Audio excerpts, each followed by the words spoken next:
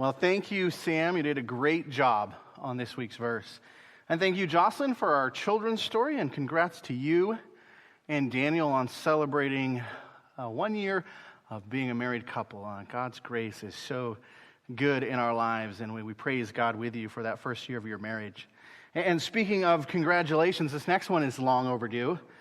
This last week at our outdoor gathering, it was the first time for several folks in our church to meet little Julia Dillahay.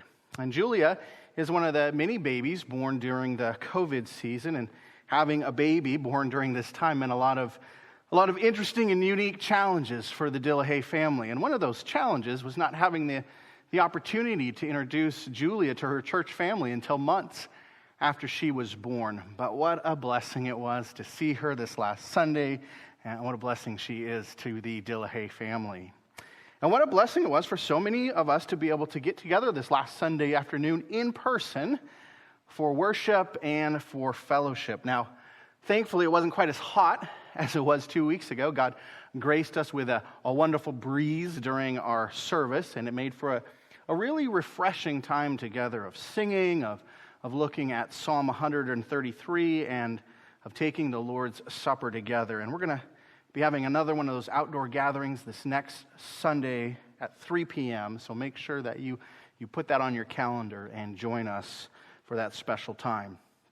However, this morning, we're going to be meeting right here online as we continue our study of the Old Testament book of Ecclesiastes. So, if you would, take your Bibles with me. If you haven't turned already to Ecclesiastes chapter 8, go ahead and turn there with me now. Ecclesiastes chapter 8. And as you're turning there, let me just remind you that this chapter has been a chapter full of challenges. And what I mean by that is that this chapter confronts and then gives wisdom regarding several of the challenges that we face in this life. And this chapter, it starts by addressing the challenges that we often encounter as people under authority.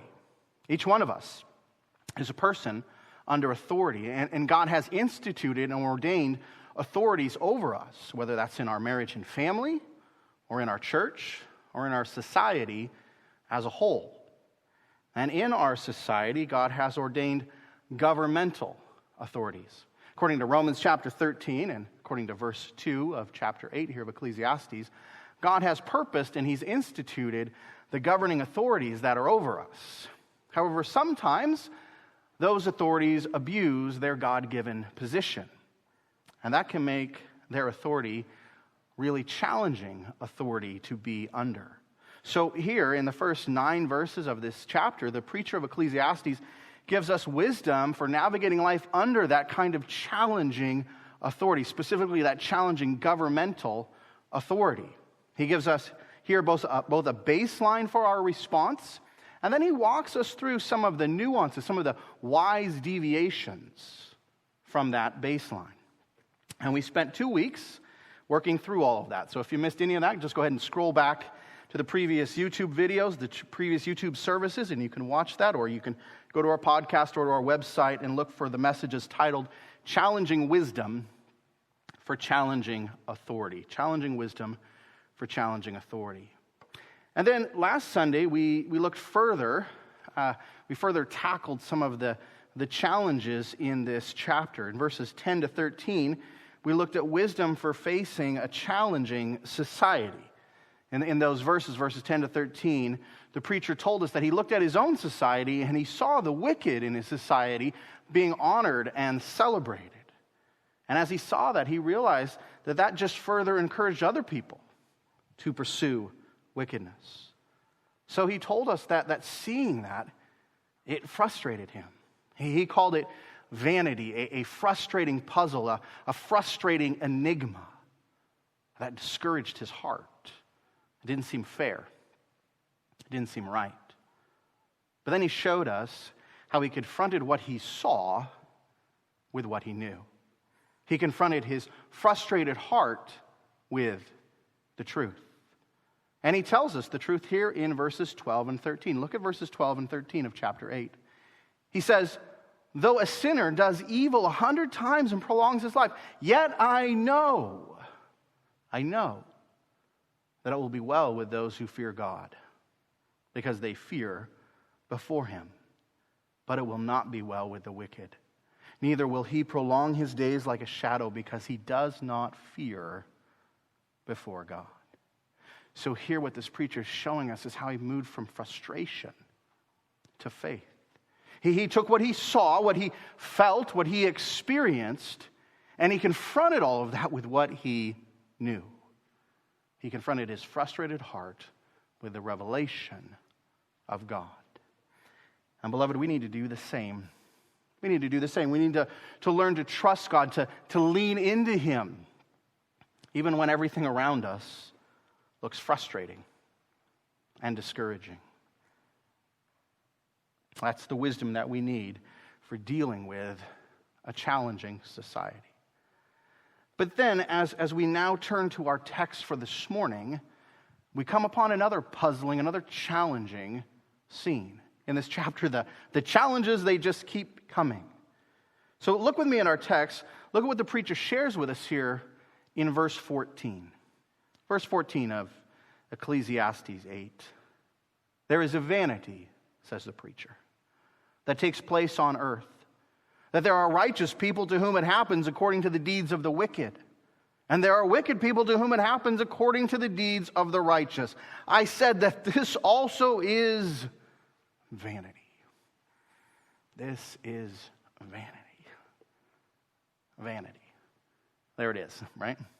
This preacher's favorite word. And did you notice that both this verse begins with it and it ends with it? There is a vanity, he tells us, and then just in case we missed it the first time, I said that this also is vanity. So he repeats it. And as I've told you in the past, when you find repetition in the Bible, it isn't because God couldn't think of something else to say. Instead, it's there for the sake of emphasis. And here, this preacher, he's really leaning into, he's really emphasizing the vanity of this situation. But what does he mean here when he uses this word, vanity? Well, as we've talked about repeatedly through this series, this word vanity that is a translation by the ESV of the Hebrew word hevel. And that's a term that literally means smoke or mist or vapor. And the preacher, he likes to use this term smoke or mist or vapor. He likes to use it metaphorically to paint a picture of the way that things are in this world, in this life under the sun. And although translations like the NIV use the term meaningless here, and the New American Standard uses futility here, the point that the preacher is emphasizing is not that this scene is meaningless or futile. I don't think that accurately portrays the picture he's trying to paint. Instead, what he seems to be doing with his use of this word hevel is communicating a very similar idea to what he communicated back in verse 10 of this chapter. If you remember, last week I explained that this preacher, as he uses this word to communicate, he often uses it to communicate things which are fleeting, or things which are elusive, or things which are mysterious. Mysterious. So, just like the movement and nature of smoke can seem mysterious, you can't predict which way it will turn or what it's going to do next. So too can life in this world. It can feel that way. It can seem mysterious. It can seem enigmatic. It can seem confusing. It can seem frustratingly confusing. And I think that's the preacher's point here in this text. When he uses this word vanity, this word hevel, he's using it to describe something that just doesn't seem to make sense. You see, just like all of us, this preacher has his certain expectations, his certain logical conclusions about how life works, or at least how life should work. But as he looks at the world with his observant mind and his inquisitive heart, he sees things in the real world that seem to defy his logic, seem to defy his reasoned expectations and assumptions. And the one that he tells us about here in our text is this inverted justice that he observes in the world. Instead of watching people get what they deserve, instead, he finds that sometimes it's just the opposite. And that's hevel to him. That's a frustrating enigma for him. Again, he tells us in our text, there are righteous people to whom it happens according to the deeds of the wicked, and there are wicked people to whom it happens according to the deeds of the righteous.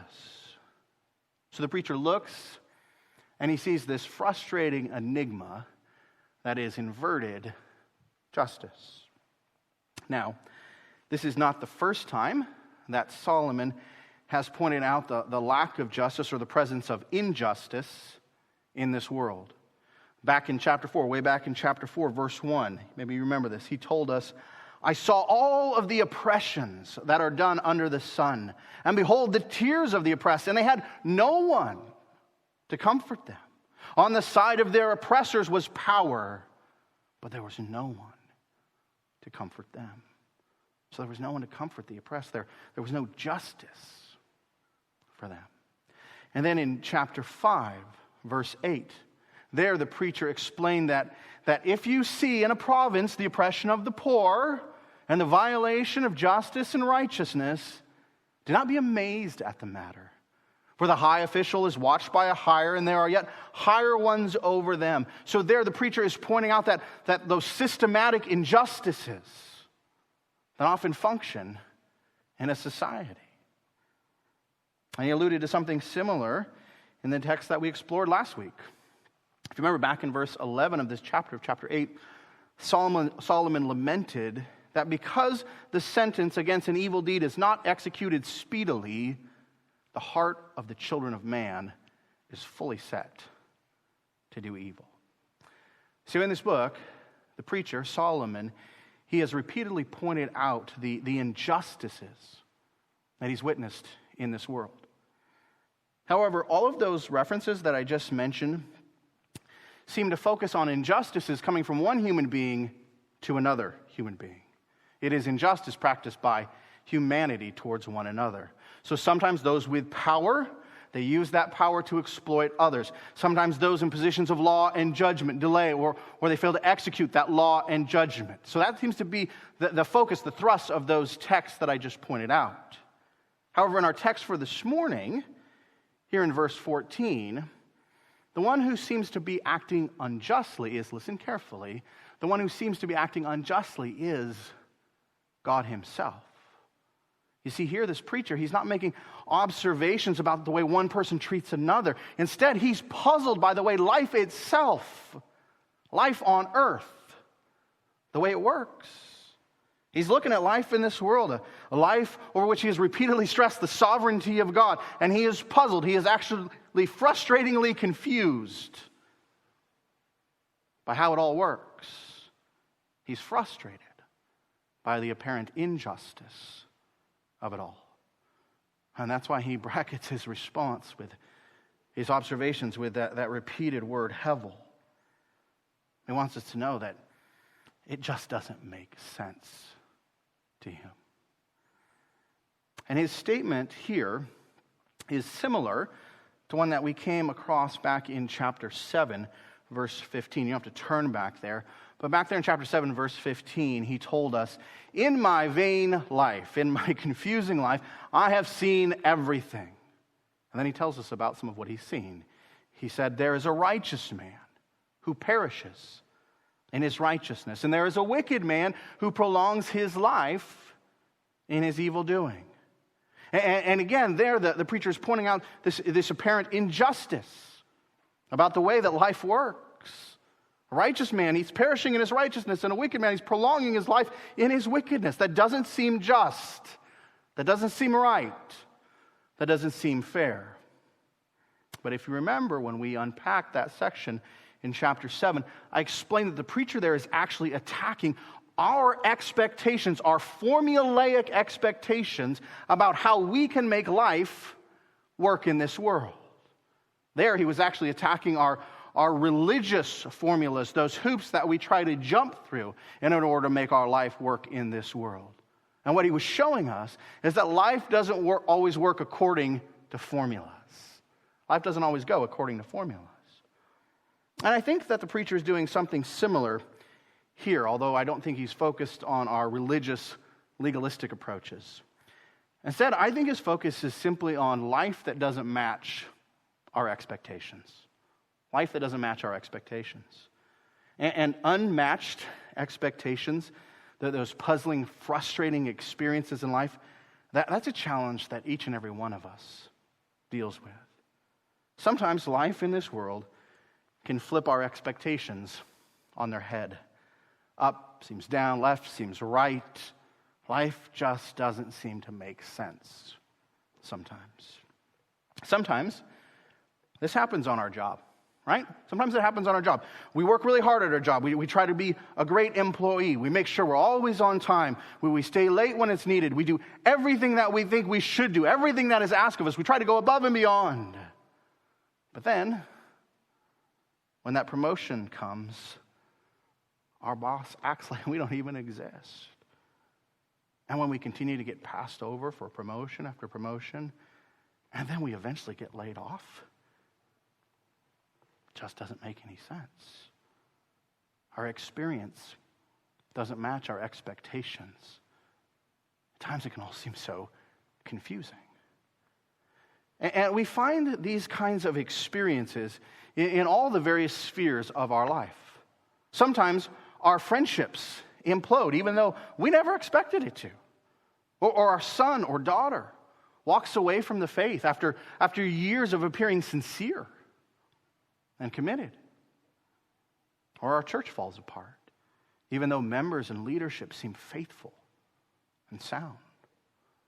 Sometimes life can just leave us holding a handful of confusion, and we don't know what to do with it. Sometimes our expectations can be turned on their head, and we're just left scratching our head, wondering why life just doesn't make sense. And I think that is actually the challenge, the puzzling frustration that the preacher is addressing here. He's addressing those challenging moments when life in our world, life under the sovereignty of God himself, when it just doesn't make sense, when it blows apart our expectations. And we're just left with a handful of confusion. I think that's the challenge he's addressing. But again, this chapter is not simply focused on pointing out these challenges under the sun. Instead, in this chapter, this preacher is exposing these challenges and then giving us wisdom for how we can face them. That's just what we find happening in our text for this morning, these final 4 verses of chapter 8. Here, this preacher is giving us wisdom for handling the confusion, the expectation-exploding circumstances of life. But as we unpack his answer, his wisdom for our lives, what I want to do this morning is I want to unpack it a little bit backwards. And what I mean is I want us to approach the wisdom shared here, but I want us to go about it in the opposite direction in which we come across it. You see, what we find here in this text is both a foundational truth and then also a practical pursuit built off that foundational truth. Or I can put it this way. The preacher gives us a philosophical, a theological understanding, and then he also shows us a practical pursuit in light of that understanding. However, in our text here, the preacher gives us the practical pursuit first in verse 15, and then in verses 16 and 17, he explains the philosophical or theological understanding that guides that pursuit. However, for our purposes this morning, and just for the logical flow of this sermon, I think it will be easier to hit that foundational understanding first and then move back to the practical pursuit. So what I want to do is I want to unpack verses 16 and 17 next, and then we'll end by pushing into the application found there in verse 15. So we're going to go a little backwards this morning. But let's go ahead now and we'll dive into verses 16 and 17 and look at this foundational truth that the preacher gives us here. And in these 2 verses, the preacher lays out a very important and very humbling theological reality. And it's a reality that actually addresses the frustration that he voiced back there in verse 14. He tells us, look at verse 16 and 17, look at the text. He tells us, "When I applied my heart to know wisdom and to see the business that is done on earth, how neither day nor night do one's eyes see sleep. And I saw all the work of God, that man cannot find out the work that is done under the sun. However much man may toil in seeking, he will not find it out. Even though a wise man claims to know, he cannot find it out. And here we see what I'll call the preacher's confession and the preacher's conclusion. His confession and his conclusion. And the preacher's confession here is tied directly to that frustration that he voiced back in verse 14. Again, the preacher told us there back in verse 14 of witnessing this frustrating enigma, this inverted justice. And it was an expectation exploding moment for him. It didn't make sense to him. It didn't fit. It didn't seem right. But here this preacher tells us that he then sought to understand such moments. He confesses that he applied his heart to wisdom. In other words, he wanted to analyze and to process, to quantify and understand the frustrations of life. And he identifies those frustrations here with this phrase, the business that is done on earth, how neither day nor night do one's eyes see sleep. Now first, what I want to unpack is this term business. And this term is the ESV's way of translating a Hebrew word that is actually used exclusively here in the book of Ecclesiastes. You don't find it occurring in the Old Testament outside of this book of Ecclesiastes. And I bring that up because that means that the best way to understand this term and to really grasp the nuances in it is to look then at how it's used in this book. And in this book, this term translated here as business is frequently a negative term. Let me just give you a few examples. First time it shows up, first time this word occurs is back in chapter 1, verse 13. Chapter 1, verse 13. And there Solomon says, I applied my heart to seek and to search out by wisdom all that is done under heaven. And he says, it is an unhappy business. Same term that's used here. It is an unhappy business that God has given to the children of man to be busy with. Then this word pops up again, but this time it's in chapter 2, verse 26. And there we read, for the one who pleases him, God has given wisdom and knowledge and joy. But to the sinner, he has given the business, same word, he has given the business of gathering and collecting, only to give to the one who pleases God. So there this term is used to describe working hard at something, but then turning around and having to give it to somebody else. It describes God frustrating the plans, the business of the wicked. Then in chapter 4, verse 8, it is again used to describe an unhappy business. In chapter 5, verse 3, it's connected with frustrating dreams. And in verse 14 of that same chapter, chapter 5, it describes a bad venture, a bad investment, bad business. So this term is used consistently in this book to describe something negative. It describes something taxing and unhappy and frustrating. And in our text here, it's connected to this description of restlessness. Again, look at our text. In verse 16, we see this term business connected with how neither day nor night do one's eyes see sleep. And I think that little phrase there is the preacher's way of describing those things that keep you awake at night. Those situations, that difficult, taxing, unhappy business that puzzles you, that frustrates you, that confuses you. It's those situations that rob your eyes of sleep, night or day, because your mind just can't shut off. That's the business that this preacher is describing. And that's what he was trying to understand. He applied his heart to know wisdom regarding that kind of stuff. However, when he came to trying to understand that kind of stuff, what he came to understand about that kind of stuff was that it was above his pay grade. It was above his pay grade. You see, wisdom led him to understand that someone bigger than him was at work, and in those moments, fully understanding the why and the how, that was just too big for him, for us, for human beings. That's how his confession continues here in verse 17. Look at the text. He tells us, then I saw all the work of God, that man cannot find out the work that is done under the sun. You see, he confesses that understanding the why and the how of these perplexing moments, it's beyond us. And that's because the why and the how of those moments belongs to the work of somebody else. It belongs to God himself alone. And notice here in the text that this preacher calls it all the work of God. The work of God. So these perplexing, expectation-exploding moments, these moments that puzzle us, that we just don't understand, this preacher calls them the work of God. And there's a lot in that little phrase, work of God. You see, that word work, let's just talk about that. That word work, it emphasizes both design and purpose. And when I say that is because when you set out to do work, there's a goal, right? There's a purpose towards which you are striving. You are focused in your work on accomplishing something. Work is not a haphazard activity. Work is not an activity without rhyme or reason. So work has purpose. Work has design. But here's the thing. Often in our frustrations with those expectation-exploding moments that come into our life, we can begin to conclude that because it looks like it has no rhyme or reason to us, that it has no rhyme or reason at all. Yet this preacher is telling us just the opposite.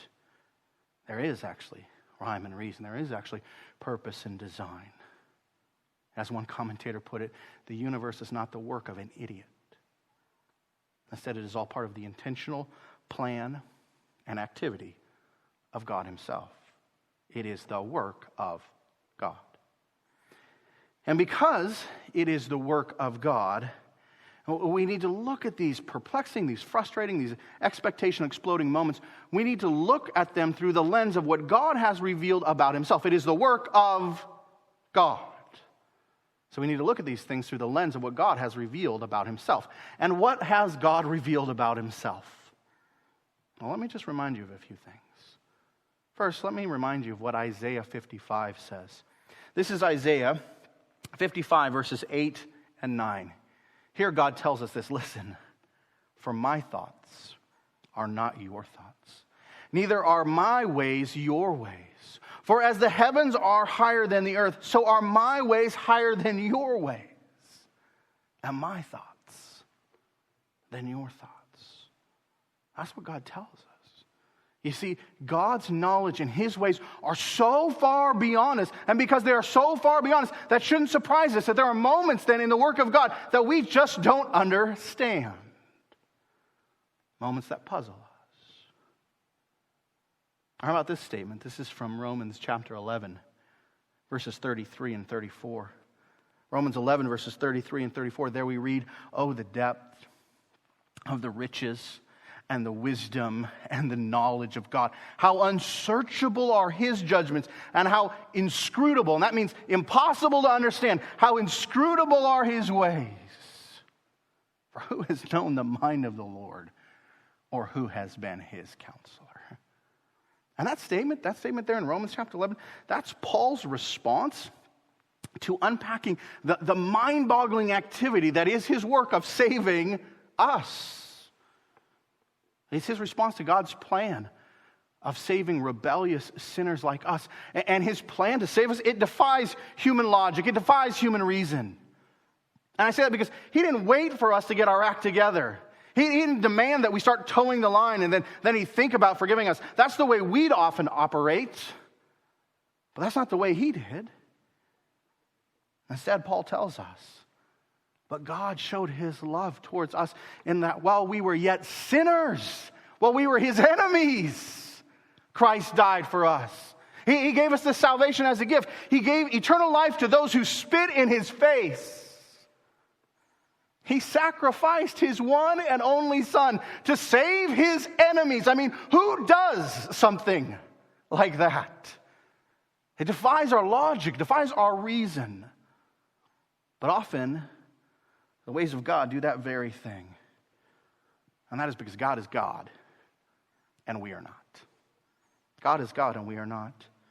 His ways often defy human logic and our limited reason. And that's because we don't see things the way he sees things. We don't see all of the things that he sees. We don't know the big picture. We can't scratch the surface of his omniscient understanding. We can't even come close. We can't even scratch the surface of beginning to comprehend how all those little moments of life, those little moments in history are all connected and working together in his big, glorious, wonderful plan and purpose. We can't even begin to comprehend. But he comprehends it all. It's all his work. And the preacher confesses here that work, the work of God, is often beyond our comprehension. It's beyond our understanding. This preacher confesses, listen carefully, this preacher confesses here the reality of our humanity. And beloved, that's something we often struggle to confess, right? We often struggle to confess that. Instead of seeing the reality of our humanity, the limited understanding and knowledge that we possess, we often like to view ourselves as the end-all, be-all authority on everything. We look at the world around us, and we look at the people around us, and we come to these authoritative conclusions. We judge actions, and we judge motives, and we judge one another's heart.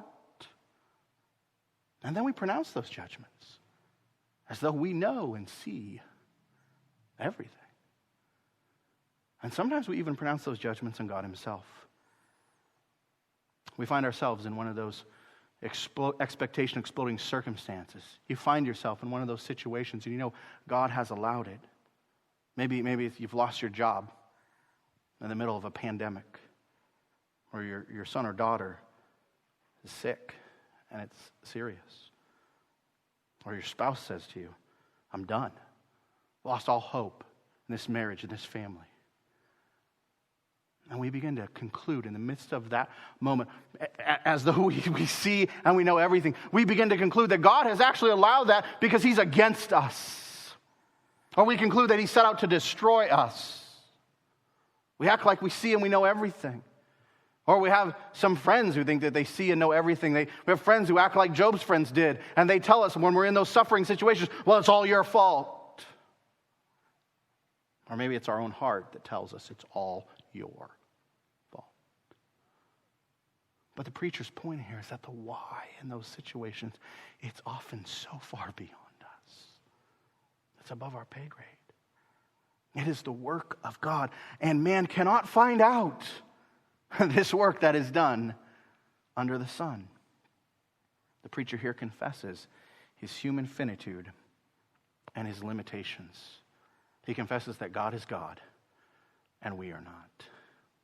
He confesses that, and beloved, we need to do the same. We need to do the same. We need to embrace that and confess that and own that and realize the limits of our understanding and come to that humble place. But then here in our text, this preacher, he doubles down on this. And he tells us that to pursue understanding such things, always trying to figure out the why behind every puzzling situation in your life, he tells us it's just a waste of time. That's this preacher's conclusion. Look at the last part of verse 17. The preacher says, however much man may toil in seeking, he will, maybe he's got like a 99% chance. Is that what he says here? No. He says he will not find it out. Even though a wise man claims to know, he cannot find it out. Now again, think about this. This is most likely Solomon telling us this. This is the conclusion of one of the wisest men who ever lived, a man who had far more power and far more resources and far more mental ability than any of us do.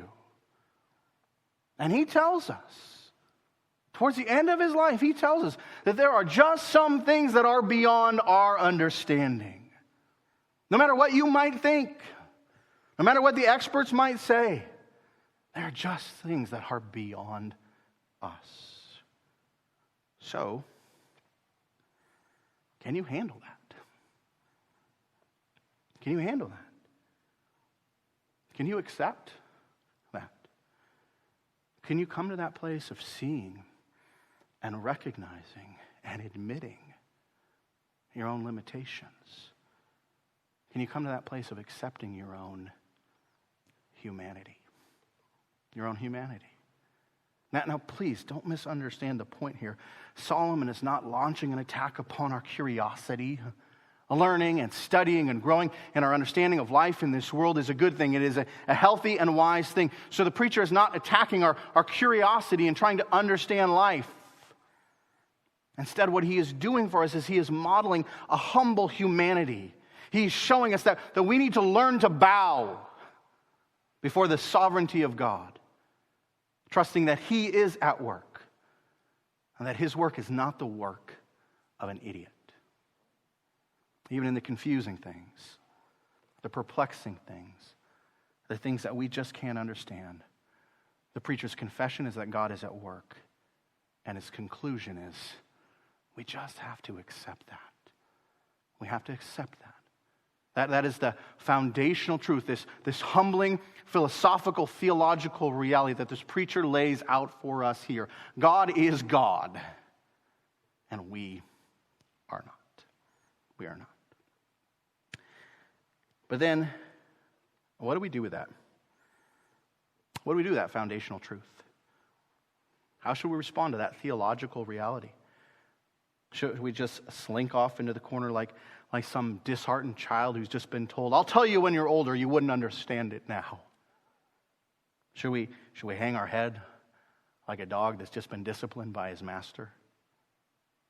What do we do with this foundational truth? That often the puzzling things of life, they're just above our pay grade. What does it look like to accept this reality that God is God and we are not? Well, that's where verse 15 comes into play. You see, back in verse 15, this preacher, he gave us a practical pursuit that's in light of this foundational truth. So let's circle back around to that now. Look at verse 15. And here he tells us, this is so great. And I commend, what does he say? And I commend joy. For man has nothing better under the sun but to eat and drink and be joyful. For this will go with him and his toil throughout the days of his life that God has given him under the sun. In other words, the practical pursuit in light of this foundational truth is that we need to joyfully accept our lot. And we need to joyfully accept our lot. Instead of exhausting ourselves trying to figure out every puzzling perplexity in life, instead of anxiously analyzing every trial and every trauma that we witness in this world, what we need to do is actually look at what is before us and learn to rejoice in that. We need to look at our life and enjoy the blessings that we do have. We need to enjoy what we've been given, to eat and to drink. We need to enjoy those temporal pleasures of life, of our life in this world. We need to enjoy the lot that we've been given, the portion that God has granted to us. We need to be joyful in it. We need to be joyful, and we need to stop chasing gain in all of the things of this world, especially in trying to understand and control every facet of life in this world. And just learn to enjoy what we've been given. And you know this if you've been with us for this study. This is a central theme in this book. Something we've talked about repeatedly. We've talked about learning to see life as a gift, and learning to see life as a gift to be enjoyed, and learning to see life as a gift to be enjoyed in relationship with God himself. And that's the point here again. That's how we respond to the reality that God is God and we are not. First, we surrender. We surrender to God being God. I'll put it to you this way. We let him run the universe. We let him run the universe. We let him understand the why. And then we enjoy what he, in his running of the universe, has blessed us with in our life. We enjoy the friends that he's given us while they're with us. We enjoy the marriage that we've been given, or the singleness that we've been given for this brief momentary life that we have it. We enjoy our church and our fellowship and our children and our grandchildren, recognizing every moment that we have with them is a gift given to us by God himself. It's given to us by God, and it's to be enjoyed with God. You see, to truly enjoy those moments, we need to enjoy them in fellowship with him. And that's really where this all turns from sounding like some kind of hedonistic escapism to becoming a beautiful spiritual discipline. You see, it's the discipline of joyfully trusting God. In all the various moments of life, we need to learn to trust Him, to lean into Him, and to rejoice in what He's doing. I mean, He's promised, hasn't He, that for those who love God, all things work together for good. He's promised never to leave us or forsake us. He's promised that this light momentary affliction, Paul says in 2 Corinthians, this light momentary affliction is preparing for us an eternal weight of glory beyond all comparison. He's promised that this good work that He started in us, He Himself will see it through to completion. And so we need to trust those promises and the God who made those promises. And then from that place of trust, we joyfully eat our food and drink our wine and hug our friends and work our jobs and discipline our kids and deal with COVID. Live life, trusting God to be God and finding joy in that humbling reality. And it's a joy that we can then take with us in everything that we do. That's what the preacher means in verse 15 when he says, "For this will go with him in his toil through the days of his life that God has given him under the sun." You see, this joyful trust, it then goes with us and it transforms how we approach everything in life. We learn to approach life with wisdom, with the wisdom of trusting God and living with joy because we can trust God. So, will there be things in this world that we just don't understand? Will there be moments in our life that just turn our expectations on their head? Most definitely. But how do we respond to those frustrating enigmas? Those shocking moments when things in this world seem to have no rhyme or reason? Should we become weighed down with anxiety about those things? Should we rush to judgment about those things? Should we assume that we can stand as the authority over all the mysteries of life in this fallen world? Most definitely not. Most definitely not. Instead, we should respond to such challenging moments with joyful wisdom, accepting that God is God and we are not. And sometimes that's the most human thing that we can do and the wisest thing that we can do, to just humbly accept our place and learn to rejoice with God in that place.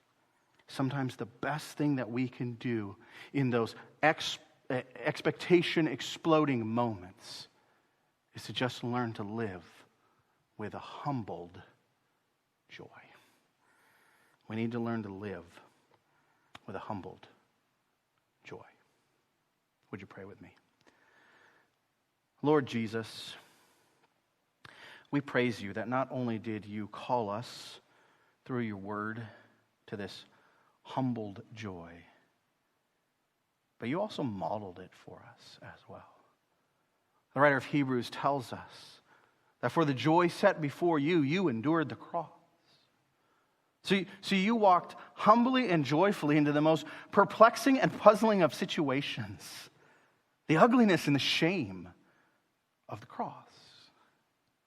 But you did it, trusting in the good and wise plan of the Father. And now we see how beautiful and good that perplexing plan turned out to be. We see how it was all for our eternal good and for your eternal glory.